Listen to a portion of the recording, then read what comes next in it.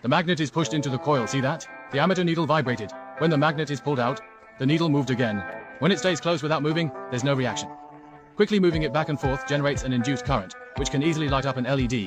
How about using this round base to make a small emergency flashlight? Prepare a PVC pipe with a diameter of 20 millimeters and a length of 16 centimeters. Mark it and saw it off. Draw a center line, and then lines on either side at a distance of about 1.5 centimeters from the center. This section will be used later to wind the coil. Prepare a 0.5 millimeter enameled wire, which will be sufficient. Start winding from the very edge, wrapping a few turns randomly.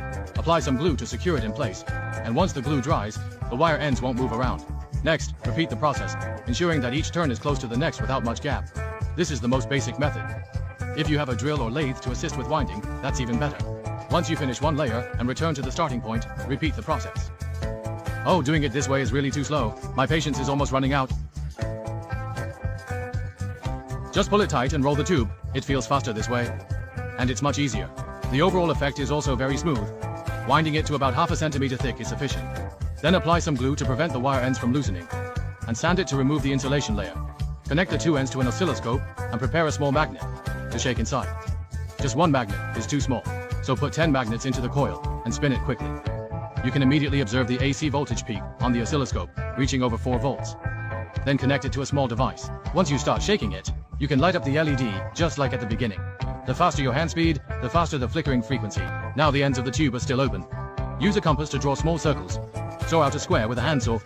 Then use a file to shape it into a circle according to the lines. Glue a small wad of cotton to cushion the magnet from making a cracking sound against the lumbar spine.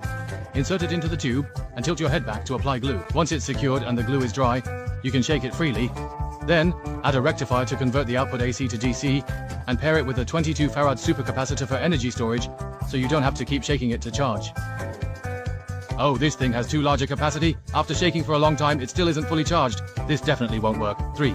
Take it apart and replace it with this one, which is only 1 farad and has a voltage of 5.5 volts, connected properly from the star plate. And now it makes sense. Shaking for 30 seconds can reach a usable voltage level, with a maximum voltage of only 4 volts, so it won't overcharge. Wrap 2 bubble wires around the magnetic core back and forth to make an inductor. Fill it up completely. Add a store owner to it, then add a transistor, and connect it to an LED light, and you have a boost circuit, also known as a jewel thief circuit. With it, you can light up an LED even at very low voltage. After testing, start assembling. Then place 3 switches on the edge to complete the top and position the valve electric fusion rectifier properly. Andy, the government is in a hurry. Just look. Once it's set up, you need to keep pushing upwards, and then push upwards again. Once the transistor and LED are finally connected, all the wiring is done. And just like that, an apocalyptic gadget is made, a bit rough, but functional. Its advantage lies in its very primitive operation method. Any craftsman can understand it at a glance. No batteries are needed, just shake and use. Shake for 30 seconds and it will illuminate for up to 2 minutes. Don't underestimate this bit of light. As long as there is light, darkness can be dispelled. It is a beacon. It is hope. It is a true flashlight.